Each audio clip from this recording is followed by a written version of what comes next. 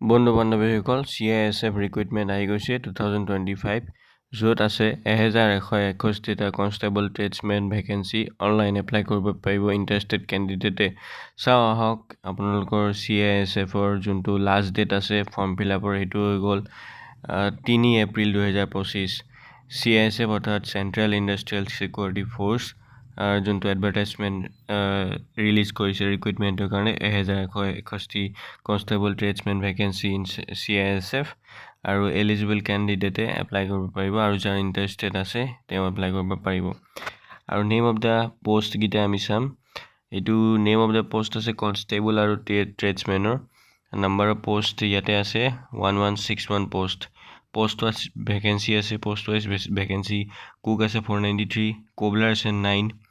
tailor আছে 23 বাৰবাৰ আছে 199 ইয়াতে দেখিছে সব কনষ্টেবল হয় এইকেইটা আৰু আপোনাৰ কনষ্টেবল আছে ৱাছাৰমেন 262 কনষ্টেবল সুইপাৰ 152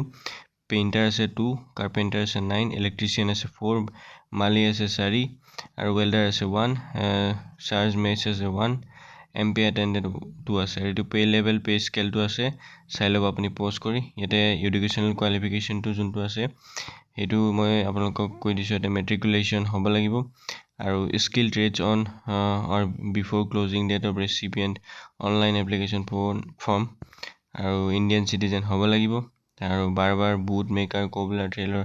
এইটা যিখিনি আছে ইয়াতে আপুনি পঢ়িবলৈ পাইছে ইণ্ডাষ্ট্ৰিয়েল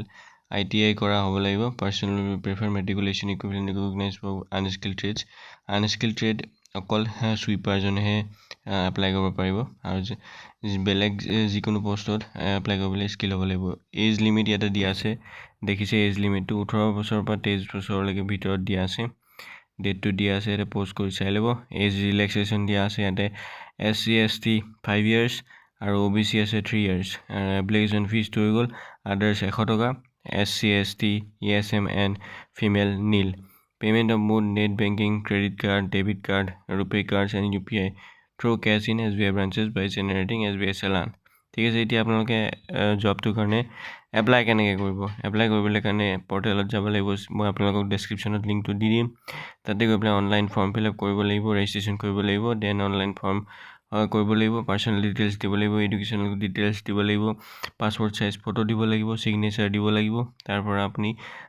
পেমেন্ট কৰিব লাগিব যদি পেমেন্ট আপোনাৰ কেটেগৰীত পৰিছে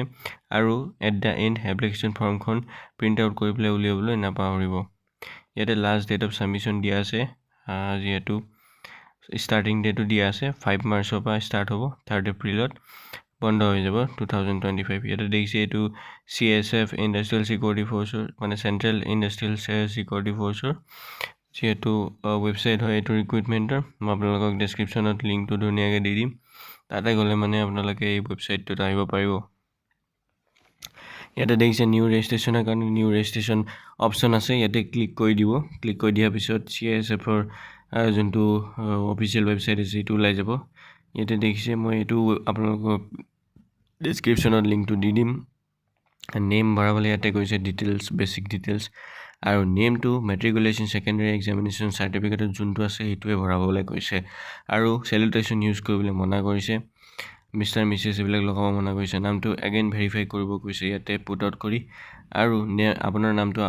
আকৌ আগতে চেঞ্জ কৰিছে নেকি এইটো দিছে যদি নাই কৰা ন লিখিব আৰু চেঞ্জ কৰিছে যদি কি চেঞ্জ কৰিছে সেইটো লিখি দিব ফাদাৰ নেমটো ইন কেছ সেইটোৱে আৰু ভেৰিফাই কৰিবলৈ কৈছে